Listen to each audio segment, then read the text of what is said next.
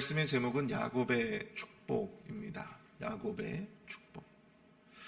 오늘 보면은 야곱이 죽기 전에 자신들의 아들들에게 남긴 축복의 메시지입니다.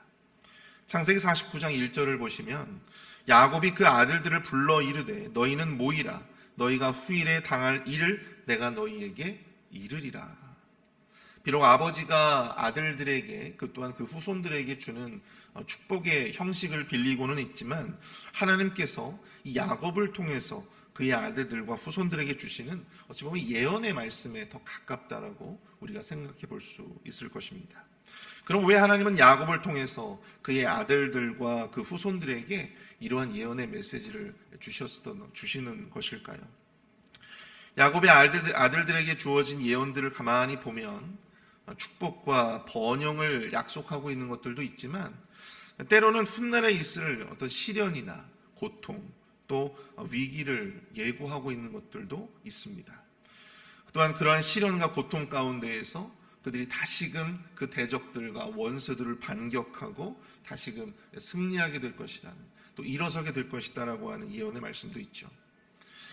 장차 이 각 지파의 후손들에게 일어날 일들에 대해서 이처럼 미리 예언하시는 것은 그들이 그 예언의 말씀들을 마음에 새기고 그러한 고난 중에서도 오직 하나님으로 말미암는 구원을 바라고 또 번영과 형통 가운데에서는 안일하거나 교만해지지 않고 더욱더 겸손히 하나님을 섬기는 그러한 백성들로 남기를, 그러한 후손들로 남기를 그런 바라는 그런 마음에서 이번 예언들이 주어지고 있다라고 볼 수가 있는 것입니다.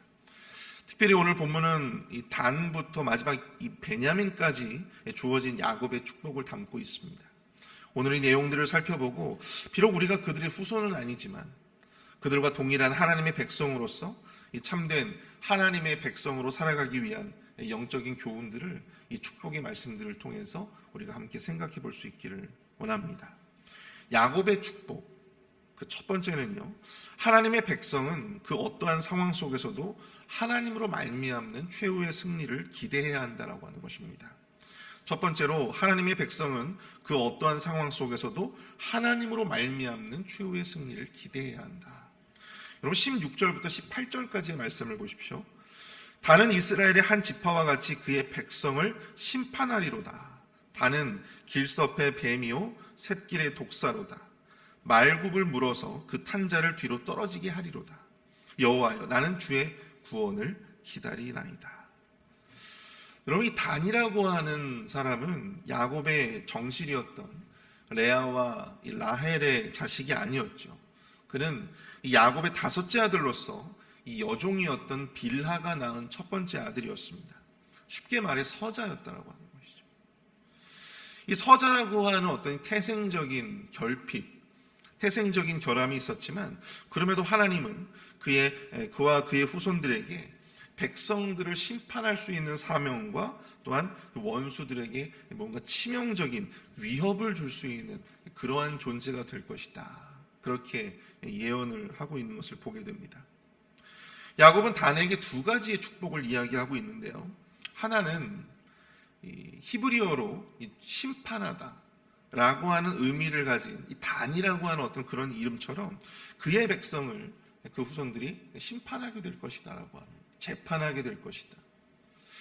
백성들 사이에서 벌어지는 갖가지 소송들을 판결하는 그러한 일들을 하게 될 것이라는 예언의 말씀을 주고 있다고 하는 것이죠. 또 다른 축복 하나는 그들이 결코 원수들에게 당하고만 있지 않고 대항하고 공격할 그런 능력을 갖게 될 것이다. 특히 그들을 이 길섭의 뱀 또한 샛길의 독사 이렇게 묘사하고 있어요. 여러분 길섭의 뱀은 단 지파가 그렇게 큰 세력이 될 것이다라고 하는 것을 말하고 있지 않습니다. 이렇게 막 뱀들이 막 무리를 지어서 다니지는 않거든요. 여러분 길섭의 뱀들을 보시면 한 마리 또한 많으면 두 마리 이렇게 위협을 주는 그러한 뱀들이 있죠. 또한 이 샛길의 독사라고 하는 표현은 당시 이 황무지와 같은 곳에서 많이 살고 있었던 이 살모사를 의미한다고 합니다. 그들이 말탄 자도 떨어지게 할 정도의 어떤 이 맹독을 가진 작지만 그 세력은 작지만 아주 위험하고 아주 위협적인 그런 매서운 존재가 될 것이다라고 하는 것을 묘사해주고 있는 것입니다. 정리해보면 단지파는 그렇게 크지 않은 세력을 형성할 테지만 백성들에게 모범이 되는 리더의 자리에서 백성들을 심판하고 또한 원수들의 위기 속에서 백성들을 구원할 아주 위협적인 존재가 될 것이다. 그렇게 단에 대해서, 그 후손들에 대해서 야곱이 지금 이렇게 축복을 하고 있는 거예요. 그런데 오늘 본문 18절을 보시면 야곱이 단에 대한 축복의 예언을 하면서 여호와여 나는 주의 구원을 기다리나이다 라고 고백하는 것을 보게 됩니다. 자신이 축복한 대로 단 지파가 비록 연약하지만 원수들로부터 하나님의 구원을 받는 그러한 존재가 되기를 바라는 이 야곱의 마음이 드러난 고백이라고 할 수가 있는 것이죠. 실제로 여러분들 이 단의 지파 가운데 사사 삼손이라고 하는 사람이 나오게 됩니다. 여러분 사사라고 하는 사람들이 누구예요? 사사. 재판하는 사람들, 재판하는 사람들. 비록 그는 초인적인 힘으로 블레셋에게 매우 아주 위협적인 그런 사사로서 20년이라고 한 시간 동안 사사로서 섬기게 되었죠. 훗날 그가 잡히게 되었을 때 하나님의 은혜로 괴력을 발휘해서 그들이 섬기는 다곤 신전에서 그 기둥을 무너뜨려 가지고 무려 블레셋 방백들이 3,000명이나 남녀 블레셋 방백과 귀족들 이 3,000명을 그 다곤 신전에서 깔아서 뭉개 죽이는 그러한 역사를 이루었어요. 여러분 또한 이어지는 이 갓의 축복을 한번 볼까요? 19절입니다. 갓은 군대의 추격을 받으나 도리어 그 뒤를 추격하리로다. 여러분 갓도 마찬가지로 서자입니다. 갓은 여종이었던 실바의 첫 번째 아들이었다. 야곱이 갓이 결코 순탄치 않은 삶을 살게 될 것이다라고 하는 것을 예언해주고 있는데요. 그의 후손들이 군대의 추격을 받게 될 것이다. 그렇게 고백을 하고 있어요. 근데 다행히도 갓은 이 쫓기기만 하는 그러한 군대가 아니라 뒤에 보시면 그 뒤를 추격하리로다. 그 뒤를 역습하는 그런 군대가 되리라고 축복을 받고 있다라고 하는 것입니다. 여러분, 이 원수들로부터 추격을 받는 인생이 얼마나 순탄치 않은 인생이겠어요. 평탄하지 않은 삶이지만 결코 원수들에게 추격만 받고 실패만 하는, 패배만 하는 그러한 삶이 아니라 원수들에게 지지 않는, 오히려 원수들을 추격하고 역습하는 그러한 삶을 약속받은 것이죠. 실제로 갓 지파는요, 요단강 동편 북쪽에 정착을 하게 되어서 살게 되었습니다. 그런데 이 주변에 모압이라든지 암몬이라든지 아람이라든지 이 북쪽에 있는 많은 이민족들의 침략을 여러 차례 받게 되었다고 합니다. 그리고 그럼에도 불구하고 우리 역대상 5장과 12장을 보시면 그 갓 지파 출신들의 굉장히 용감무쌍한 전사들을 소개하는 것으로 그렇게 나오고 있는데요. 정말 많은 용감무쌍한 용사들을 배출한 것으로 유명하죠. 또한 이 마지막으로 야곱이 축복했던 요셉의 경우를 한번 보겠습니다. 22절부터 24절을 보시면 요셉은 무성한 가지 곧 샘 곁에 무성한 가지라 그 가지가 담을 넘었도다. 활 쏘는 자가 그를 학대하며 적개심을 가지고 그를 쏘았으나 요셉의 활은 도리어 굳세며 그의 발은 힘이 있으니 이는 야곱의 전능자 이스라엘의 반석인 목자의 손을 힘입음이라. 야곱은 특히 사랑하는 요셉에게 눈에 확 띄는 그런 축복의 말씀들을 주고 있습니다. 그가 무성한 가지, 곧 샘 곁에 무성한 가지라고 해요. 샘 곁에 무성한 가지. 근데 그 가지가 담을 넘었다고 합니다. 여기서 이 무성한 가지라고 하는 것은 풍성한 열매를 맺는 이 번영하고 번성하는 요셉과 그의 후손들의 어떤 다산과 풍요를 상징해 준다고 할 수가 있습니다.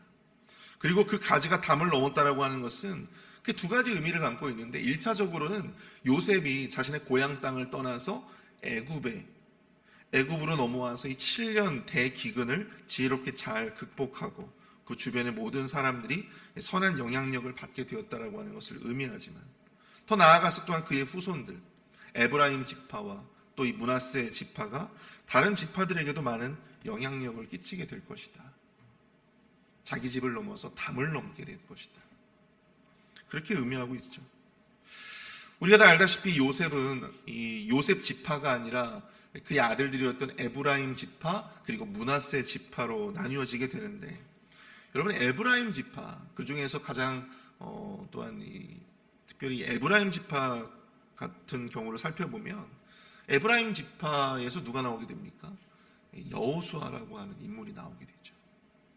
그리고 북이스라엘을 창업했던, 북이스라엘을 건국했던 여로보암 1세가 바로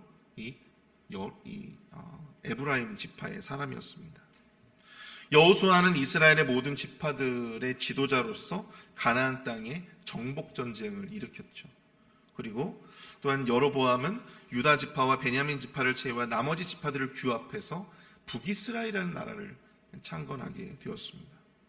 모두 다른 지파들에게 굉장히 큰 영향력을 그렇게 끼친 지파들이라고 할 수가 있는 것이죠. 오늘 보면 23절과 24절을 보시면 요셉이 활 쏘는 자, 즉 원수로부터 학대를 받고 공격을 받게 될 것이지만 요셉의 활이 오히려 굳세며 그의 팔은 힘이 있을 것이다, 그렇게 말씀하고 있습니다. 그들이 원수의 공격에도 불구하고 능히 이겨낼 수 있는 것, 무엇 때문입니까? 그것이 바로 야곱의 전능자, 이스라엘의 반석인 목자의 손을 힘입었기 때문이었다. 목자의 손을 힘입었기 때문이었다라고 이야기하고 있어요. 여기서 말씀하고 있는 목자의 손이 무엇입니까? 바로 전능하신 하나님의 능력을 상징하는 거예요. 그가 하나님의 도우심으로 말미암아 원수들의 공격을 능히 이겨낼 것이다라고 하는 것이죠. 제가 지금까지 이렇게 길게 언급했던 이런 단이라든지 갓이라든지 이 요셉의 경우를 살펴보면 그들이 평탄한 어떤 인생들을 살 것이다라고 이야기하고 있지 않아요. 그들의 삶 가운데 공격, 원수들의 공격과 어려움을 겪게 될 수도 있음을 예언해 주고 있는데요. 그럼에도 불구하고 그들이 그 속에서 능히 이겨낼 수 있는, 원수들을 추격할 수 있는 그것은 무엇입니까? 바로 여호와 하나님의 구원을 의지하고 여호와 하나님의 능력의 손을 의지하며 나아갈 때 그들이 그러한 어떤 여러 가지 결함과 한계와 또한 여러 가지 위기 가운데에서도 능히 그것을 이겨내고 승리할 수 있다라고 하는 것을 말씀해 주고 있다라고 하는 것입니다. 살면서 아무런 삶의 문제도 없고 아무런 걱정도 없고 고민도 없는 그런 인생이 있다면 여러분들 얼마나 좋을까요? 그런데 그런 인생을 살아갈 수 있는 존재는 세상에 아무도 없어요. 우리의 믿음의 백성들은 비록 우리가 주어진 우리의 삶이 다른 사람들에 비해서 열악할 수도 있고 또 단과 갓이라고 하는 인물들처럼 태생적인 어떤 한계와 태생적인 결함을 가지고 있을지도 모르지만 그럼에도 불구하고 우리가 여호와 하나님의 구원을 바라며 우리가 우리의 목자 되시는 하나님의 도우심을 바라며 나아갈 때 그 능력을 의지하며 나아갈 때 하나님께서는 우리에게 힘을 주시고 또 우리에게 구원을 베풀어 주시고 결국은 우리로 하여금 최후의 승리를 얻게 해 주실 것이다라고 하는 그 변함없는 승리의 확신을 가진 자들에게 하나님은 오늘 본문 25절의 말씀처럼 우리를 도우시고 또 우리에게 위로는 하늘의 복과 아래로는 샘의 복으로 땅의 복으로 우리와 함께 해 주실 줄 믿습니다. 어떠한 상황 속에서도 당신의 백성들을 도우시는 그 하나님의 손을 의지하며 나아가시는 저와 여러분들이 되시기를 축복합니다. 우리 야곱의 축복 두 번째는요, 하나님의 백성은 믿음의 분량대로 자신의 사명을 충성되이 감당해야 한다라고 하는 것을 이야기해 주고 있습니다. 두 번째는 하나님의 백성은 믿음의 분량대로 자신에게 주어진 사명을 충성되이 감당해야 한다. 여러분, 야곱이 아들들을 축복한 예언들을 가만히 보면 그 예언들이요 똑같지 않아요. 그 예언들이 천편일률적이지 아니하고 다양하다는 것을 보게 됩니다. 다는 백성들을 다스리는 심판자, 갓은 추격하는 군대, 아셀이라고 하는 아들은 먹을 것이 풍성하고 왕의 수라를 차릴 수 있을 정도의 아주 기름진 땅을 차지할 것이다라고 하는 것을 이야기하고, 납달리는 아름다운 소리를 내는 암사슴, 야곱의 예언처럼 이 납달리 지파의 땅이었던 갈릴리 그쪽 지역에서 예수 그리스도의 복음이 전해지게 되었어요. 요셉은 어떻습니까? 샘 곁에 무성한 가지요 그 가지가 담을 넘을 것이다. 베냐민은 어떻습니까? 물어뜯는 일이라고 합니다. 말 그대로 이 지파에서는요, 용감한 용사들이 많이 배출되었는데 이들의 특징은 자신의 것을 지키기 위한, 자신의 것을 취하기 위한 그런 싸움이 아니라 그것을 나누기 위한 싸움을 싸우는 자들이다. 그렇게 예언되고 있다고 하는 것입니다. 창세기 기자는 오늘 본문의 마지막 28절에서 이렇게 이야기를 하고 있어요. 이들은 이스라엘의 12지파라 이와 같이 그들의 아버지가 그들에게 말하고 그들에게 축복하였으니 곧 그들의 각 사람의 분량대로 축복하였더라. 각 사람의 분량대로 축복했다. 야곱은 아들들을 축복할 때 자기 마음에 가는 대로 축복한 것이 아니고요, 자신이 사랑하는 자들에게만 축복한 것이 아니라 각 사람의 분량대로 축복하였다라고 이야기하고 있어요. 각 사람이 분량이 있다라고 하는 것은 각 사람마다 나름의 하나님께서 기대하시는, 또 하나님께서 뜻하신 그러한 각자의 믿음의 분량과 또한 삶의 사명이 존재한다라고 하는 것을 의미합니다. 하나님의 섭리는 천편일률적으로 동일하게 우리에게 적용되어지지 않아요. 각 사람마다 다른 은사, 다른 자리, 다른 사명을 주시는 것입니다.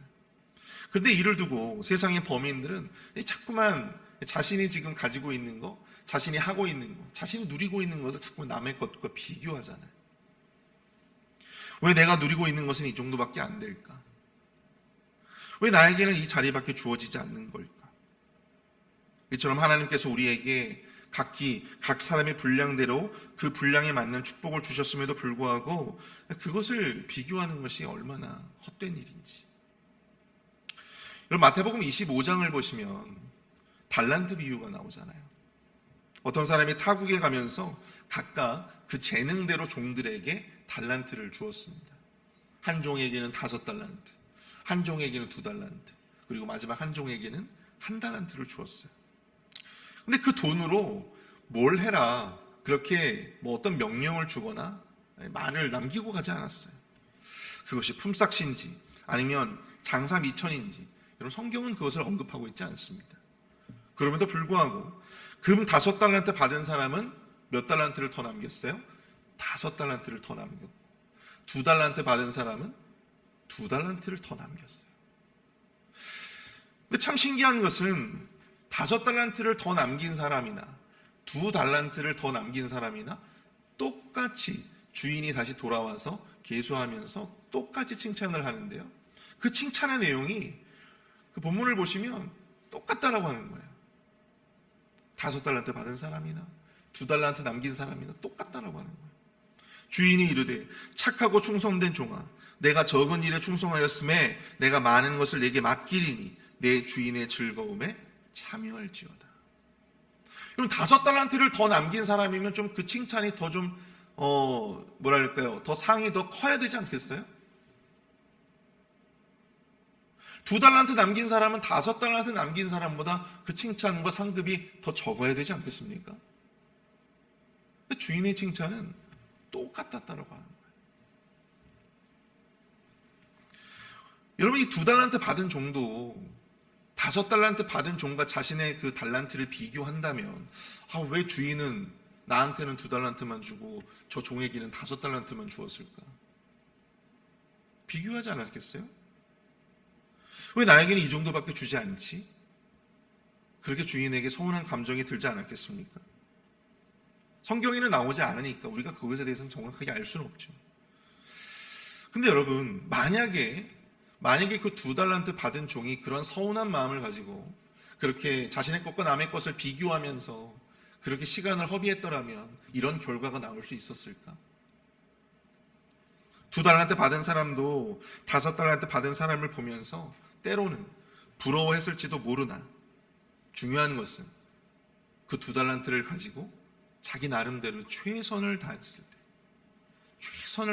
때 하나님께서 5달란트를 남긴 자와 똑같은 그러한 상급으로 주님께서 우리를 축복하셨다라고 합니다. 사랑하는 성도 여러분, 야곱의 아들들 가운데도요, 그 축복의 내용들을 좀 비교를 해보시면 저 축복이 나의 축복이었으면 좋겠다라고 생각되어지는 축복들도 있지만, 레위와 시므온의 경우는 거의 축복이라기보다는 거의 저주에 가까운 그런 내용을 받았잖아요.